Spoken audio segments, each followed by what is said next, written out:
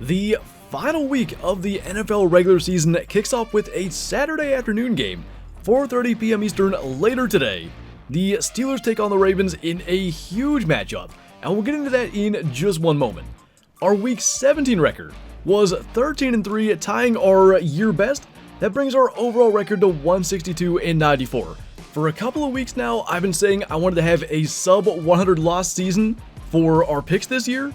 We need to go 11-5 or better this week, with a whole bunch of crazy quarterback matchups, lots of starters sitting out, obviously the litany of injuries, backups playing, the whole deal. So for every matchup, I'll also be naming the quarterback matchup, because I think that's going to be relevant for a lot of these picks. So quickly, the 49ers and Ravens are remaining my top teams in their respective conferences. That's what we've kind of done instead of a recap the last couple of weeks, talking about the teams playing the best football.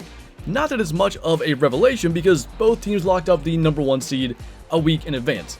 The Ravens throttled the Dolphins, 49ers handled the Commanders, both of them get a first round bye in the wildcard round. And this week likely features additional analysis for each game that has playoff implications, so let's dive right in to that Steelers-Ravens game, kicking off our Week 18. This game features Mason Rudolph and Tyler Huntley at quarterback, and of course the Ravens are resting a number of key starters. Looking ahead to the divisional round, the Steelers need a win and some help to get into the playoffs. Technically they can lose and still get some help, but that's entirely unlikely. This is essentially a must-win game for them against Ravens backups. Now, this exact scenario played out a number of years back, and the Ravens handily beat the Steelers. So honestly, when it comes down to it, it really doesn't matter.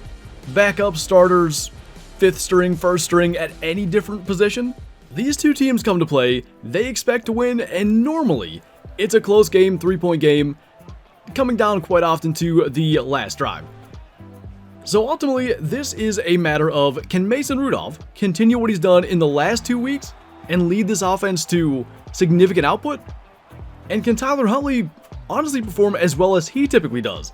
I expect this to play out pretty much like any other Ravens-Steelers game, low scoring, a little bit of back and forth, but in the end, Mike Tomlin has this team playing really well right now, and with basically everything to play for, versus the Ravens playing for pretty much just knock a rival out of the playoffs, trying to stay healthy and everything. They witnessed that Bradley Chubb torn ACL right in front of them last week.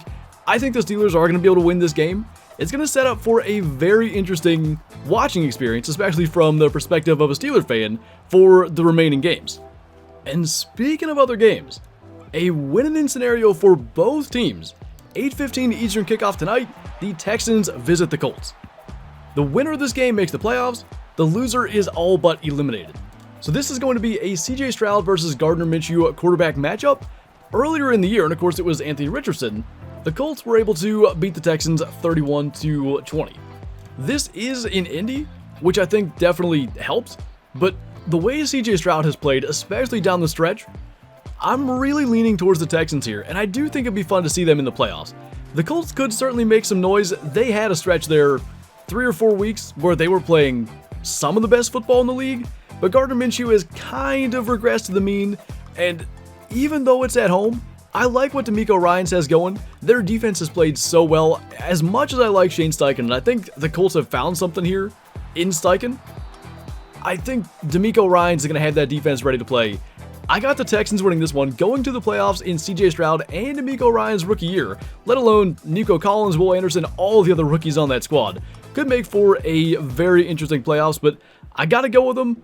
I trust them a little bit more. Moving to Sunday, the early slate of games. Jaguars at Titans. Yet again, an AFC South matchup with huge playoff implications, this time only for one team. The Jags are a win-and-in scenario. They win this game, they make the playoffs.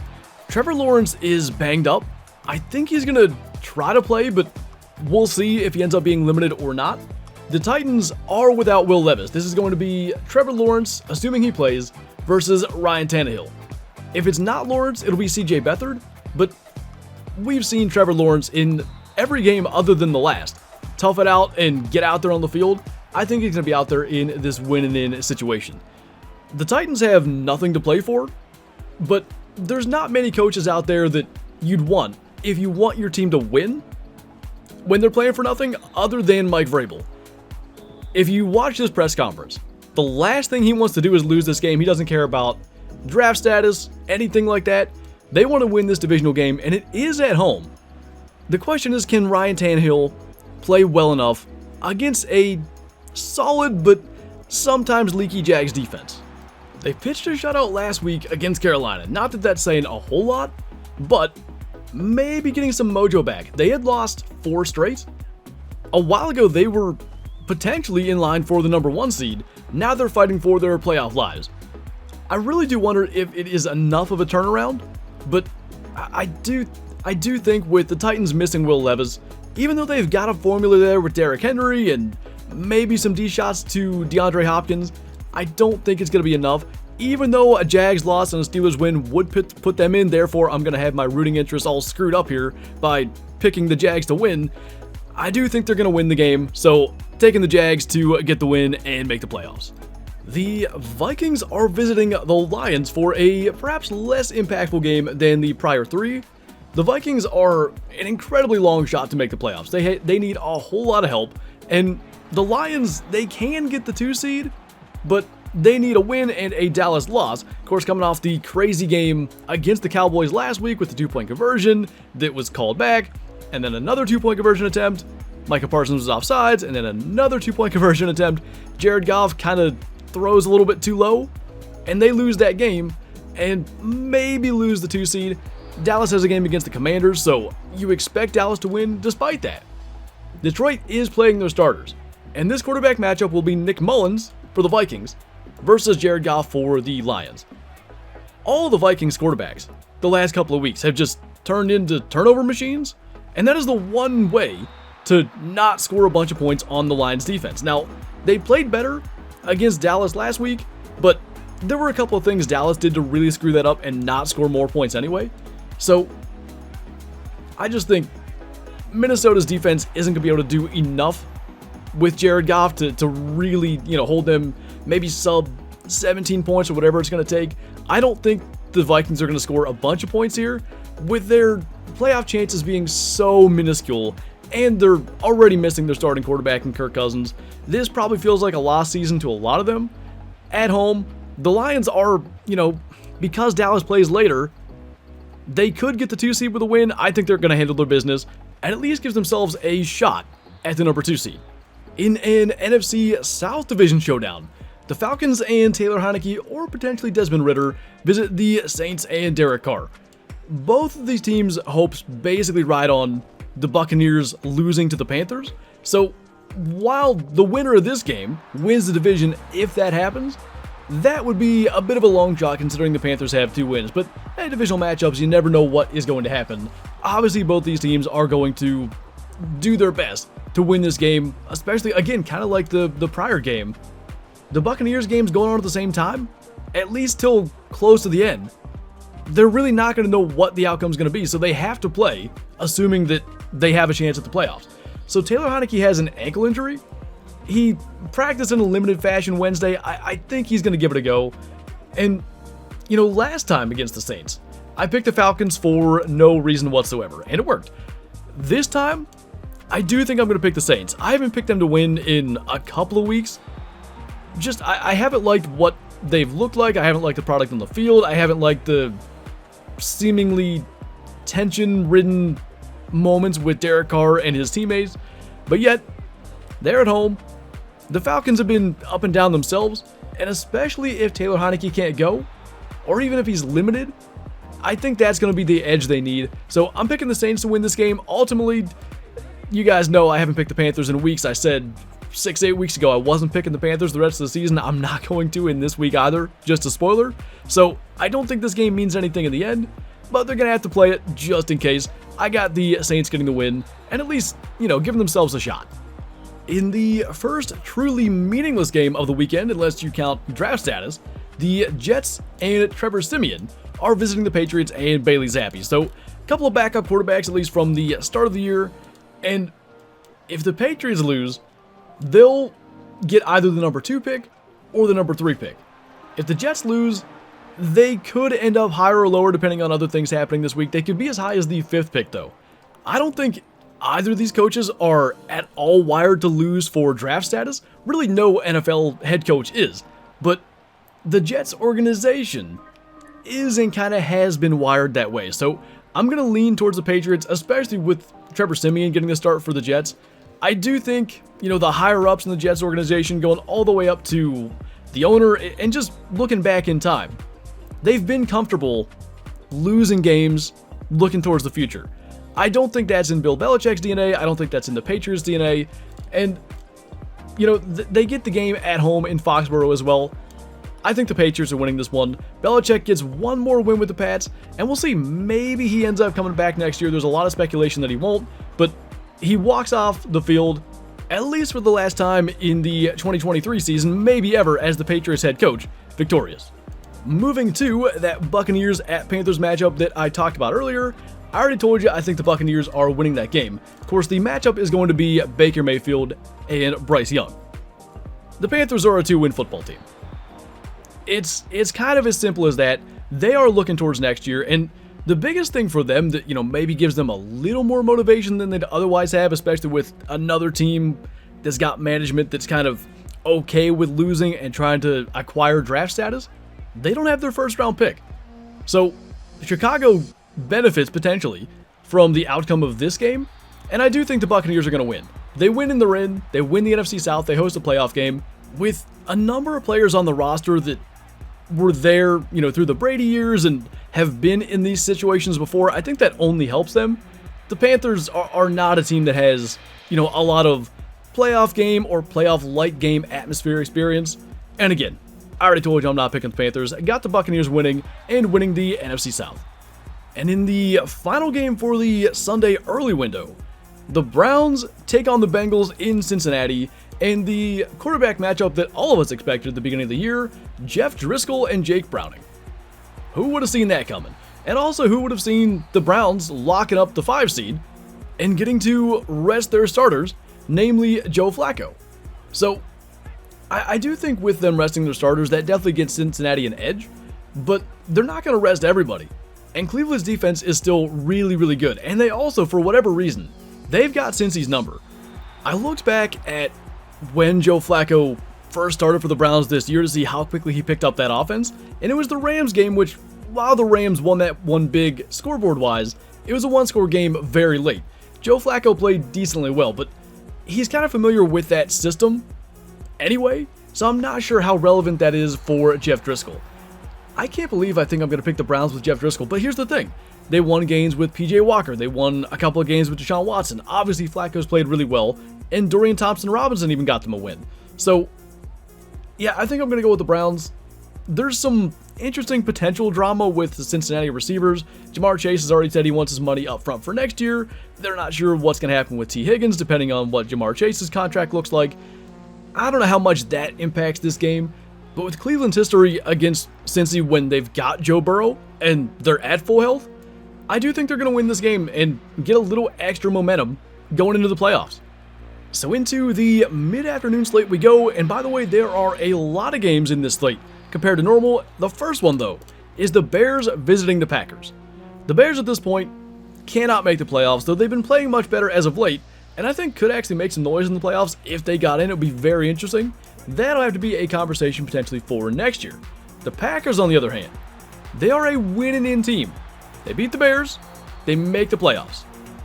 So obviously, Jordan Love is going to play, and with Justin Fields still, kind of playing for his job, he'll be out there as well. In the first game of the year, the Packers really beat up on the Bears. It was a game that, a lot of people, with Aaron Rodgers finally being gone, thought that, this is where the Bears finally take over, and frankly, it wasn't all that close. This time, though, I think it's going to be a different outcome. Matt Eberflus has this team rallying around him and Justin Fields right now, and the Packers defense has been suspect to say the least.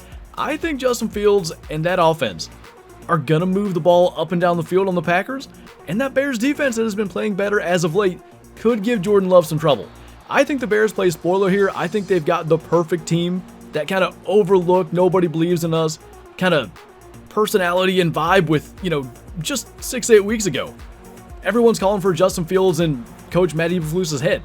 I think they're winning this game. I don't think the Packers get in the playoffs, and it'll be a really interesting conversation in, 2024. But yeah, I like the way the Bears are playing so much better, and they're just perfectly positioned to play that spoiler role, and I think they do it. The Cowboys visit the Commanders with an opportunity to lock up the 2 seed with a win, and the Commanders are once again starting Sam Howell. They benched him, and then Brissett hurt his hamstring, and now Sam Howell is back at the helm. Probably not a good defense to be back for. He has had a tendency to hold the ball too long and get sacks. Micah Parsons, I'm sure, is going to be, frothing in the mouth, trying to get a couple more sacks, maybe jump Myles Garrett in the Defensive Player of the Year category. Myles Garrett's not playing, by the way, so there is a chance something like that could happen.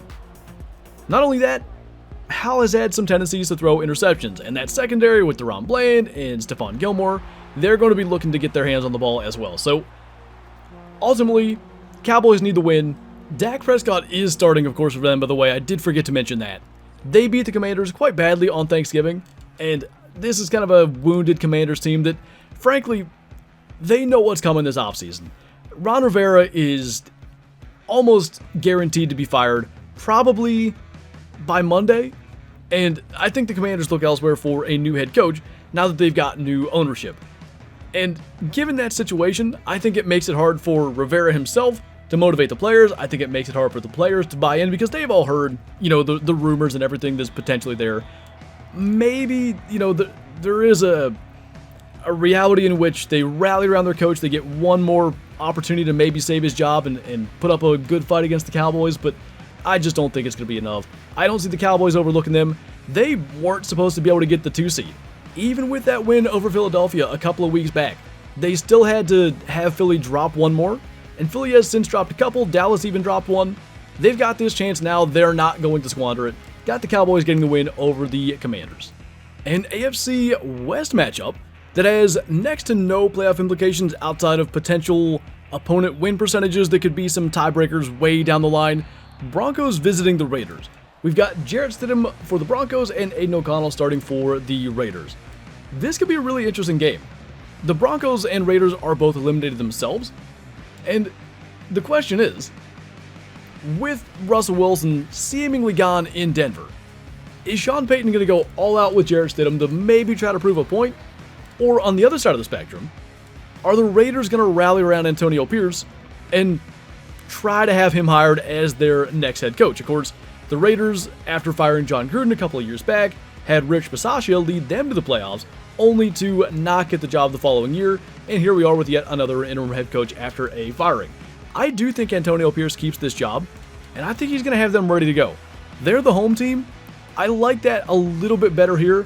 While Jarrett Stidham has shown he can play, especially in a divisional matchup where it'll be a little harder to catch the opponent off guard, I think the Raiders are going to be ready for it. I think they really rally around Coach Antonio Pierce, and I expect to see him there next year wearing silver and black. So I just haven't seen enough out of the Broncos in the last couple of weeks.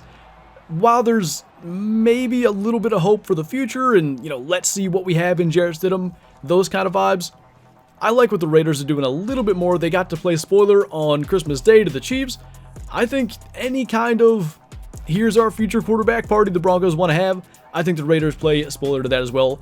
Got the Raiders getting the win in their final game of the 2023 season.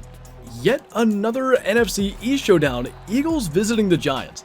Of course, the Eagles will be starting Jalen Hurts. I think it's a good thing, at least from an NFL fan perspective, that the Cowboys, Commanders, and Eagles Giants games are going on at the same time, because that does potentially avoid the outcome of one game determining who starts in another game. The Eagles will be starting Jalen Hurts because they won't know what's happening with the Cowboys game and still could get the 2 seed with the Cowboys losing that game. The Giants will be starting Tyrod Taylor, and remember, he was the quarterback on Christmas Day that made that game really interesting. Giants really had a chance at the very end. Despite the Eagles getting big leads multiple times, they kept letting the Giants back in it. This game is going to be played in East Rutherford, New Jersey. Maybe that kind of helps out the Giants a little bit. It's not a far trip for the Eagles, and with everything they've got going on, I don't feel comfortable picking them, quite frankly. but I also can't pick the Giants, even though they came so close on that game on Christmas. And then last week, nearly beat the Rams. They've just kind of found ways to screw that stuff up.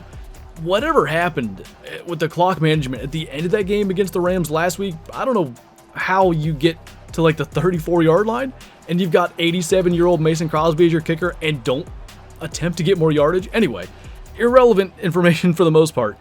All I'm getting at is I don't like what I've seen situationally from the Giants.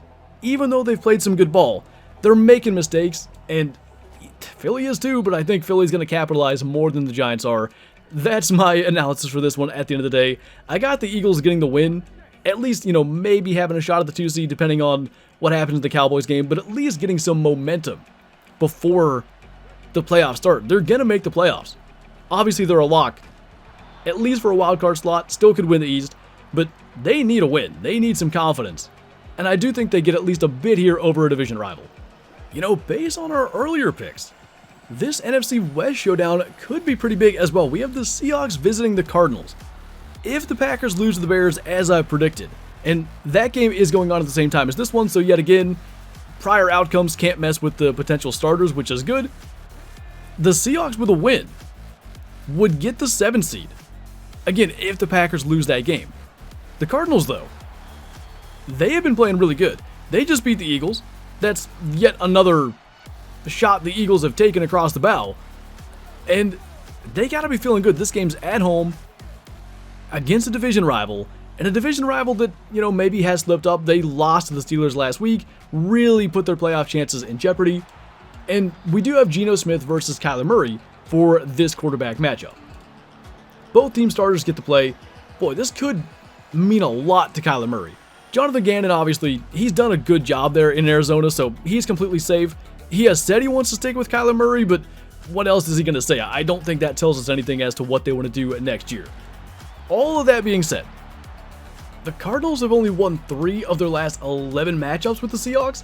By the way, one of those wins was that thrilling overtime win in 2020, 37-34. I remember being sick in bed, staying up watching that game. It was a great game. I think that was the Budda Baker almost pick 6 game. Anyway, important things here.